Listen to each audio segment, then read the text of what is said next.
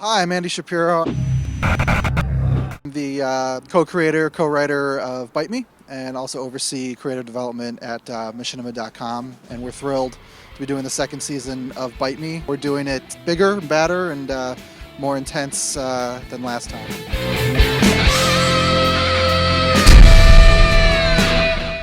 We are here at beautiful Lacy Street Studios. Well, we're parked here for about 18 days, and we're filming the entire show here, all 10 episodes. It's giving us a good horror vibe, but it's also allowing us to kind of open up the production value quite a bit. The first season took place largely in a house and an apartment, with kind of minimal trips outside, obviously, to fight the zombie horde. What we really wanted to do with this season was open it up, bring the guys into the big bad world, and see them kind of have to do battle and figure out their way, in the actual real world, not just their house.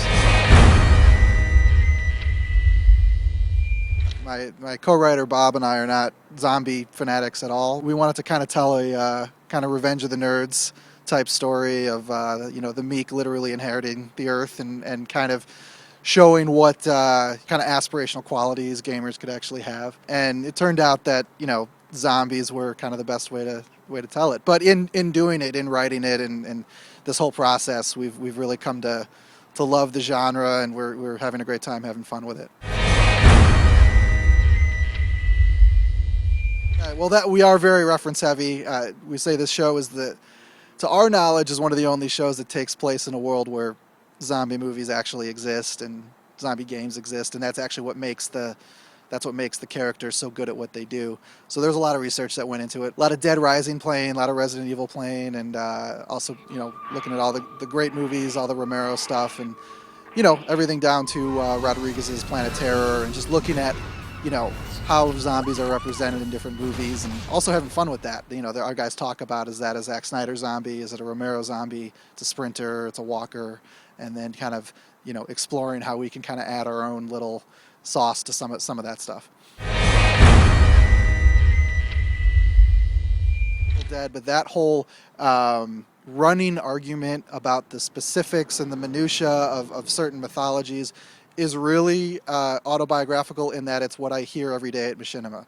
I overhear the arguments that take place and the debates, and they're very serious, and they take it very seriously, as they should.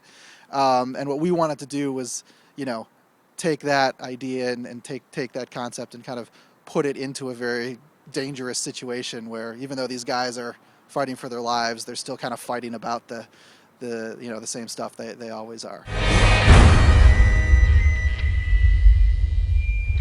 I would go a step further than television. We're shooting essentially a movie.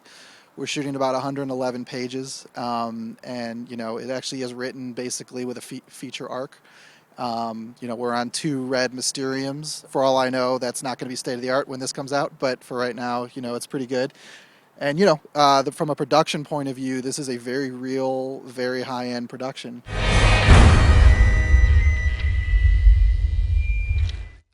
The biggest thing we learned was that our audience is not only cool with longer episodes, but they want longer episodes. We were a little cautious going in.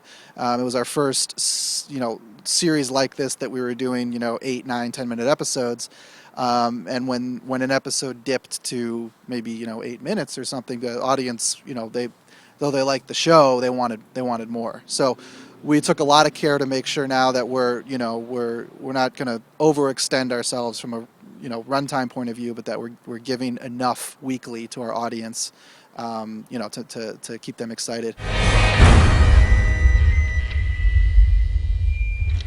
The end of this season will leave a door open, as it should. It'll definitely be a little bit more of a conclusion than we left our fans with last time. But we did come up with something that we think is pretty great that we shot last night that could lead nicely to some more.